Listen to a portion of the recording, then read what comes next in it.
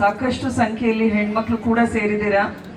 ಮೊದಲನೇದಾಗಿ ನಿಮಗೆಲ್ಲರಿಗೂ ನಾನು ಕ್ಷಮೆಯಾಚನೆ ಮಾಡಬೇಕಾಗಿದೆ. ಯಾಕೆ ಅಂತ ಕೇಳಿ ನಮಗೆ ಈಗೆಲ್ಲ ನೀವು ಪೇಪರ್ನಲ್ಲಿ ಓದ್ತಾ ಇದ್ದೀರಾ ಮಹಿಳಾ ಮೀಸಲಾತಿ ಬಗ್ಗೆ, ಹೌದಾ? ದೆಹಲಿನಲ್ಲಿ ಚರ್ಚೆ ಇತ್ತು 3 ದಿನ, ಗುರುವಾರ, ಶುಕ್ರವಾರ, ಶನಿವಾರ. ಸೊ ಆ 3 ದಿನದ ಚರ್ಚೆ ಮುಗಿಸ್ಕೊಂಡು ನಿನ್ನೆ ದೆಹಲಿಯಿಂದ ರಾತ್ರಿ 10 ಗಂಟೆ 10:30 ನಮ್ಮ ಫ್ಲೈಟ್ ಬಂತು. ಅದಾದ್ಮೇಲೆ ಮತ್ತೆ ಇವತ್ತು 3 ದೇವಸ್ಥಾನಗಳಿಗೆ ಹೋಗಬೇಕಾಗಿದೆ. ಚನ್ನಗಿರಿ ಮತ್ತೆ ನಮ್ಮ ಮಾಯಕೊಂಡ ಕ್ಷೇತ್ರ ಕುಮ್ಮನೂರಲ್ಲಿ ಒಂದು ಕಾರ್ಯಕ್ರಮ ಇದೆ ಅಂತ ಬಹಳನೇ ಆತ್ಮೀಯತೆಯಿಂದ ಎಲ್ಲ ಕಮಿಟಿ ಮೆಂಬರ್ಸು, ಇಲ್ಲಿರುವಂತಹ ಊರಿನ ಮುಖ್ಯಸ್ಥರು ಅವರು ಕೂಡ ಹೇಳಿದ್ರು, ಅಕ್ಕರೆ ಎಲೆಕ್ಷನ್ ಟೈಮ್ನಲ್ಲಿ ಬಂದಿದ್ರಿ, ಒಳ್ಳೆ ರೀತಿನಲ್ಲಿ ನಾವೆಲ್ಲ ಕೆಲಸ ಮಾಡಿದ್ದೀವಿ, ನೀವು ಬರಲೇಬೇಕ್ರಿ, ನಮ್ಮ ಹೆಣ್ಮಕ್ಳೆಲ್ಲ ಕಾಯ್ತಾ ಇದ್ದಾರೆ, ನೀವು ಬರ್ತೀರಾ ಅಂತ. ಸೊ ಅದರಿಂದ ರಾತ್ರಿ 2 ಗಂಟೆ ಆಯಿತು ದಾವಣಗೆರೆಗೆ ಬರೋದು. ದಾವಣಗೆರೆಯಲ್ಲೂ ಕೂಡ ನಮ್ಮ ಲೀಡರು, ಕಾಂಗ್ರೆಸ್ ಪಕ್ಷದ ಲೀಡರು ಸೈಯದ್ ಸೈಫುಲ್ಲಾ ಅವ್ರು ಕೂಡ ತೀರ್ಕೊಂಡಿದ್ರು. ಅವ್ರಿಗೂ 5 ಜನ ಹೆಣ್ಮಕ್ಳಿದ್ದಾರೆ. ಸೊ ಅವ್ರನ್ನೆಲ್ಲ ಮಾತಾಡಿಸ್ಕೊಂಡು ಆಮೇಲೆ ಪೂಜೆ ಎಲ್ಲ ಮುಗಿಸ್ಕೊಂಡು ಇವತ್ತು 3 ದೇವಸ್ಥಾನಕ್ಕೆ ಬಂದು ಎಲ್ಲ ಭಕ್ತರನ್ನ ಮಾತಾಡಿಸ್ಕೊಂಡು ಹೋಗಿ ಮತ್ತು ಗುರುಗಳ ಒಂದು ಆಶೀರ್ವಾದ ಪಡ್ಕೋಬೇಕು ಅಂತ ಬಂದಿರೋದು. ದೇವಸ್ಥಾನ ನಿಜವಾಗ್ಲೂ ಬಹಳ ಚೆನ್ನಾಗಿದೆ. ಗರ್ಭಗುಡಿ ಹಿಂದ್ಗಡೆ ಕೇವಲ 8 ದಿನದಲ್ಲಿ ಒಂದು ಒಳ್ಳೆ ಕಟ್ಟಡವನ್ನ ತಯಾರು ಮಾಡಿದ್ದೀರಾ. ನಿಮ್ಮ ಕಮಿಟಿಯ ಎಲ್ಲ ಸದಸ್ಯರಿಗೆ ನಾನು ಮೊದಲನೇದಾಗಿ ಶುಭಾಶಯಗಳು ಹೇಳಬೇಕಾಗಿದೆ. ಬಹಳ ಅಚ್ಚುಕಟ್ಟಾಗಿ ಮಾಡಿದ್ದೀರಾ. ಆಮೇಲೆ ನಿಮ್ಮ ಸಮುದಾಯ ಭವನ ಕೂಡ ಬಹಳ ಚೆನ್ನಾಗಿದೆ. ಅಲ್ಲಿ ಕಾರ್ಯಕ್ರಮಗಳೆಲ್ಲ ಸುಮಾರು ವರ್ಷದಿಂದ ನಡ್ಕೊಂಡು ಬರ್ತಾ ಇದ್ದಾವೆ. ಈಗ ಏನೇ ಇದ್ರೂ ಮುಂದ್ಗಡೆ ಭಾಗವನ್ನ ಅದೇ ರೀತಿ ಕಲ್ಲಿನ ಕಟ್ಟಡ ಮಾಡಬೇಕಾಗಿದೆ, ನೀವು ಮನ್ಸು ಮಾಡಬೇಕು ಅಂತ ಹೇಳಿ ಈಗಾಗಲೇ ಕಮಿಟಿ ಮೆಂಬರ್ಸ್ ಎಲ್ಲ ಹೇಳಿದ್ದಾರೆ. ಅದನ್ನು ಕೂಡ ಮಲ್ಲಿಕಾರ್ಜುನ ಅವರು, ಉಸ್ತುವಾರಿ ಸಚಿವರಾದ ಮಲ್ಲಿಕಾರ್ಜುನ ಅವ್ರ ಗಮನಕ್ಕೂ ತಗೊಂಡು ಬಂದು ಅಲ್ಲಿ ಮುಂದಿನ ಭಾಗವನ್ನು ಕೂಡ ಅದೇ ರೀತಿ ಸುಸಜ್ಜಿತವಾಗಿ ಮಾಡ್ಕೊಂಡು ಹೋಗೋಣ. ಸುತ್ತಲೂ ಗ್ರನೈಟ್ ವರ್ಕು ಕೂಡ ಒಂದು ಕಡೆ ಆಗಿದೆ, ಇನ್ನೊಂದು ಕಡೆ ಆಗಿಲ್ಲ, ಹಿಂದ್ಗಡೆ ಮತ್ತು ಸೈಡಿಗೆ. ಅದನ್ನು ಕೂಡ ಮುಗಿಸೋಣಂತೆ. ಮತ್ತೆ ಇಲ್ಲಿ ಇಷ್ಟೊಂದು ಜನ ಮಹಿಳೆಯರು ಸೇರಿದಿರಲ್ಲ, ನಾನು ಏನು ಹೇಳಬೇಕಾಗಿದೆ ಅಂದರೆ, ನಮ್ಮ ಸರ್ಕಾರದಿಂದ, ಕೇಂದ್ರ ಸರ್ಕಾರ, ರಾಜ್ಯ ಸರ್ಕಾರದಿಂದ 9 ರಿಂದ 14 ವರ್ಷದ ಮಹಿಳೆಯರಿಗೆ ಗರ್ಭಕೋಶದ ಕ್ಯಾನ್ಸರ್ ಆಗಬಾರ್ದು ಅಂತ ಲಸಿಕೆ ಕೊಡ್ತಾ ಇದೆ ಸರ್ಕಾರ. ಅದು ಸಂಪೂರ್ಣ ಉಚಿತವಾಗಿ ಕೊಡ್ತಾ ಇದ್ದಾರೆ.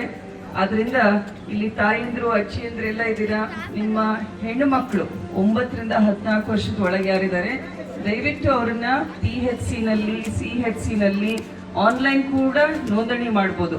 ಸೊ ಅದನ್ನ ರಿಜಿಸ್ಟರ್ ಮಾಡಿಕೊಂಡು 3 ತಿಂಗಳಿಗೆ 90 ದಿನಗಳ ಲಸಿಕೆಗಳನ್ನ ಈಗ ಕೊಟ್ಟಿದ್ದಾರೆ ಆಗಲೇ ಸರ್ಕಾರದಿಂದ. ಆದ್ರಿಂದ ನೀವು ಹೋಗಿ ಈಗ ಲಸಿಕೆ ಲಭ್ಯ ಇಲ್ಲ ಅಂದ್ರೆ ರಿಜಿಸ್ಟ್ರೇಷನ್ ಮಾಡ್ಕೊಂಡ್ರೆ ಮತ್ತೆ ಲಸಿಕೆ ತಗೊಂಡ್ ಬಂದು ಕೊಡ್ಬೋದು.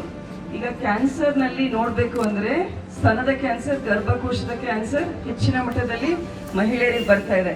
ಸೊ ಅದನ್ನ ಸಂಪೂರ್ಣವಾಗಿ ತಡೆಗಟ್ಟಬಹುದು ಗರ್ಭಕೋಶದ ಕ್ಯಾನ್ಸರ್ನ. ಅದರಿಂದ ಬೇರೆ ಜನ ಏನ್ ಹೇಳ್ತಾರೆ ಅದನ್ನ ತಗೊಂಡ್ರೆ ಸಮಸ್ಯೆ ಆಗುತ್ತೆ, ಆರೋಗ್ಯದ ಸಮಸ್ಯೆ ಆಗುತ್ತೆ, ಅದು ಸಂಪೂರ್ಣ ತಪ್ಪು. ನಾನು ತಗೊಂಡಿದ್ದೀನಿ, 20 ವರ್ಷದ ಕೆಳಗೆ ನಾನು ತಗೊಂಡಿದ್ದೀನಿ, ನನ್ನ ಮಗಳು ತಗೊಂಡಿದ್ದಾರೆ, ಶಾಮನೂರ್ ಕುಟುಂಬದಲ್ಲಿರುವಂತಹ ಎಲ್ಲ ಮೊಮ್ಮಕ್ಕಳು ತಗೊಂಡಿದ್ದಾರೆ. ಆದ್ರಿಂದ ದಯವಿಟ್ಟು ಆ ರೀತಿ ಆತಂಕ ಇಟ್ಕೋಬೇಡ್ರಿ. ಇಲ್ಲಿ ಅಪ್ಪಾಜಿಯವರು ಇದ್ದೀರಾ, ಹಿರಿಯರಿದ್ದೀರಾ, ದಯವಿಟ್ಟು ನೀವು ಕೂಡ ನಿಮ್ಮ ಮನೆಯಲ್ಲಿ ಇರುವಂತಹ ಹೆಣ್ಮಕ್ಳಿಗೆ, ಮೊಮ್ಮಕ್ಕಳಿಗೆ ಹೇಳಿ ಈ ಒಂದು ವ್ಯಾಕ್ಸಿನೇಷನ್ನ ನಾವು ಯಾವ ರೀತಿ TPD ವ್ಯಾಕ್ಸಿನೇಷನ್ ತಗೊಂತೀವಿ, ಹೌದಾ? ಹುಟ್ಟಿದ ಮಕ್ಕಳಿಗೆ BCG ವ್ಯಾಕ್ಸಿನೇಷನ್ ಕೊಡ್ತೀವಿ, ದಡಾರ ಬರಬಾರ್ದು ಅಂತ ಇಲ್ಲ, ಸೊ ಮಮ್ಸ್ ಆಗಬಾರ್ದು ಅಂತ. ಅದೇ ರೀತಿ ಒಳ್ಳೆಯ ಸೇಫ್ ವ್ಯಾಕ್ಸಿನೇಷನ್, ಇದು ಸೇಫ್ ಲಸಿಕೆ. ಆದ್ರಿಂದ ದಯವಿಟ್ಟು ಈ ಒಂದು ಒಳ್ಳೆ ಮಾಹಿತಿ ನಿಮಗೆ ಮುಟ್ಟಿಸ್ಬೇಕು ಅನ್ನೋದು ಕೂಡ ನನಗೆ ಇಂಟ್ರೆಸ್ಟ್ ಇತ್ತು. ಆದ್ರಿಂದ ಇದ್ರ ಬಗ್ಗೆ ನೀವೆಲ್ಲರೂ ವಿಚಾರಿಸಿ ಯಾರ್ಯಾರು ಲಸಿಕೆ ತಗೊಂಡಿಲ್ಲ ದಯವಿಟ್ಟು ಲಸಿಕೆ ತಗೊಳ್ಳುವಂತ ಒಂದು ಒಳ್ಳೆ ಕೆಲಸ ಮಾಡ್ರಿ ಅಂತ ನೀವು ಹೇಳ್ಕೊಡ್ತೀನಿ. ಮತ್ತಿನ್ನೇನು ಇಲ್ಲ, ದೇವರ ಆಶೀರ್ವಾದ ಎಲ್ಲರ ಮೇಲೆ ಇರಲಿ. ಈ ವರ್ಷ ಕೂಡ ಒಳ್ಳೆಯ ಮಳೆ ಆಗಲಿ, ಒಳ್ಳೆ ಬೆಳೆ ಬೆಳೆದು ನಮ್ಮ ರೈತರ ಜೀವನ ಕೂಡ ಸಮೃದ್ಧಿಯಾಗಿರಲಿ. ಒಳ್ಳೊಳ್ಳೆ ಕಾರ್ಯಕ್ರಮಗಳನ್ನು ಸರ್ಕಾರದಿಂದ ನಾವು ಕೂಡ ನಿಮಗೆ ಕೊಡ್ತೀವಿ. ಅದೇ ರೀತಿ ಇಲ್ಲಿರುವಂತಹ ಲೀಡರ್ಸ್ ಇದ್ದೀರಾ, ನೀವು ಕೂಡ ಅದನ್ನ ಸರಿಯಾಗಿ ಬಳಸ್ಕೊಳ್ರಿ.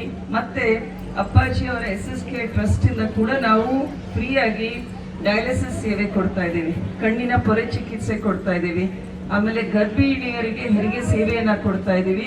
ಇದನ್ನೆಲ್ಲ ನೀವು ಕೂಡ ಬಳಸ್ಕೊಳ್ರಿ ಅಂತ ಹೇಳಿ ಊರಿಗೆ ಇಷ್ಟೊಂದು ಗೌರವದಿಂದ ಆತ್ಮೀಯತೆಯಿಂದ ನೀವೆಲ್ಲ ಬರ್ಮಾಡ್ಕೊಂಡಿದ್ದೀರಾ. ಚನ್ನಬಸವೇಶ್ವರ ಸ್ವಾಮಿ ಆಶೀರ್ವಾದ ಶಾಮನೂರು ಕುಟುಂಬದ ಎಲ್ಲರ ಮೇಲಿರಲಿ.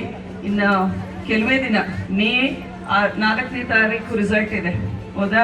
ಬೈ ಎಲೆಕ್ಷನ್ ರಿಸಲ್ಟ್ ಇರಲಿ, ದೇವರ ಕೃಪೆ ಇರಲಿ. ಸಮರ್ ಶಾಮನೂರವ್ರು ಕೂಡ ಚುನಾವಣೆಯಲ್ಲಿ ಗೆದ್ದು ನಿಮ್ಮೆಲ್ಲರ ಸೇವೆ ಮಾಡಲಿಕ್ಕೆ ಅವ್ರಿಗೂ ಒಂದು ಒಳ್ಳೆ ಅವಕಾಶ ಸಿಗಲಿ ಅಂತ ದೇವರಲ್ಲಿ ನಾನು ಕೂಡ ಬೇಡ್ತೀನಿ.